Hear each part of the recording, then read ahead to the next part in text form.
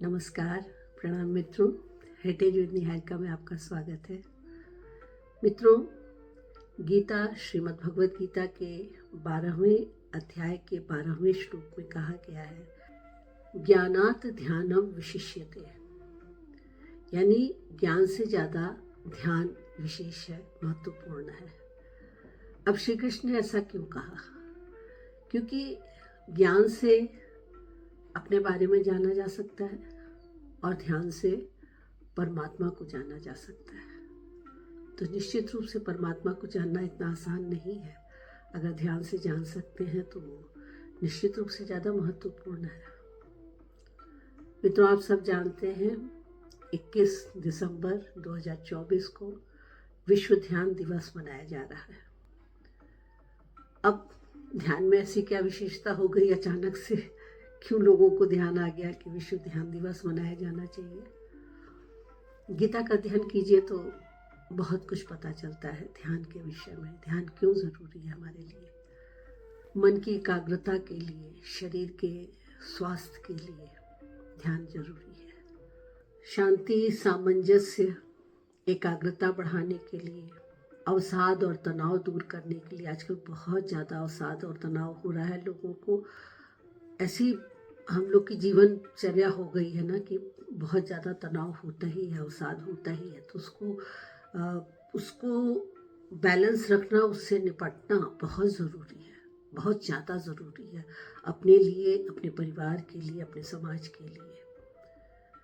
फिर नींद की समस्या, हर दूसरे चौथे व्यक्ति को नींद की समस्या है कि रात भर नींद नहीं आती, फिर दिन भर आलस लगा रहता है, दिन में किसी भी टाइम नींद आ जाती है और सब कुछ उथल पुथल हो जाता है, सारा काम उथल पुथल होता है, स्वास्थ्य उथल पुथल होता है। तो एक अच्छी सी, प्यारी सी, सुकून भरी नींद के लिए भी ध्यान ज़रूरी है। शरीर में कहीं ना कहीं यहाँ वहाँ पीड़ा होती रहती है। आज यहाँ पीड़ा है, कल वहाँ पीड़ा है। आज कहते हैं पैर में दर्द हो रहा है, कल कहते हैं कंधे में दर्द है, परसों हाथ में दर्द है, फिर पीठ में दर्द है, कमर में दर्द है। ओफो, कितना ज़्यादा दर्द है। इस दर्द से भी निपटने के लिए ध्यान सर्वोत्तम है। उसके साथ ही ब्लड प्रेशर की समस्या, वो भी हमारी जीवन पद्धति से ही रिलेटेड है। ब्लड प्रेशर की समस्या भी, हमारा ब्लड प्रेशर कभी हाई चला जाता है, कभी लो चला जाता है और बहुत ही खतरनाक है फ्रेंड्स ये। तो उसको भी नियमित चले, वो सुचारू रूप से एक साथ चले, बराबर चले, उसके लिए भी ध्यान बहुत फायदेमंद है। किसी भी तरीके से ध्यान को आप कम मत आकिए। एक बार वो आपके जीवन में आ जाए तो बस आपको लाभ ही लाभ देने वाला है। अच्छा, क्या है ना, ध्यान केवल हमारी दिनचर्या ही नहीं, हमारी पूरी जीवनचर्या, हमारी जो विचारचर्या है ना, उसको भी सकारात्मक रूप से प्रभावित करता है।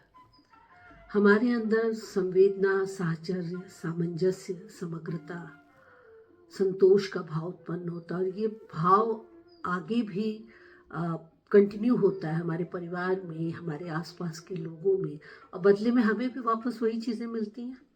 तो निश्चित रूप से ये एक पूरी श्रृंखला बन जाती है, एक पूरा चक्र बन जाता है अच्छे भावों का, सकारात्मक भावों का।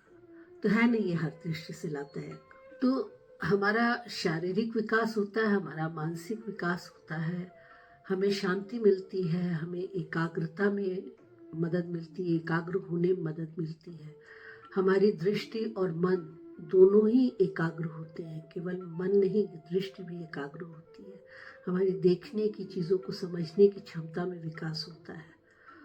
और शारीरिक और मानसिक स्वास्थ्य, ये तो हमारे मूलभूत अधिकार है ना।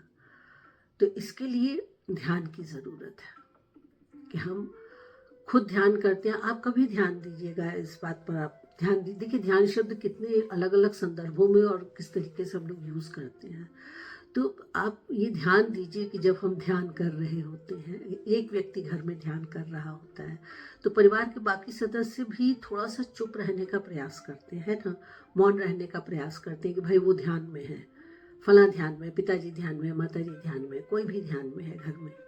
तो बाकी लोग भी शांत रहने का प्रयास करते हैं, शोरगुल नहीं करते हैं, कानफोड़ संगीत नहीं बजता है, भाई फलाना ध्यान में है। तो कितना सकारात्मक प्रभाव पड़ रहा है ना। हर कोई थोड़ा सा अलग ढंग से सोच रहा होता है एक व्यक्ति के ध्यान में जाने से। तो सोचिए अगर पूरा परिवार ध्यान करे, पूरा समाज ध्यान करे, मोहल्ला ध्यान करे, कितना फर्क पड़ेगा ना।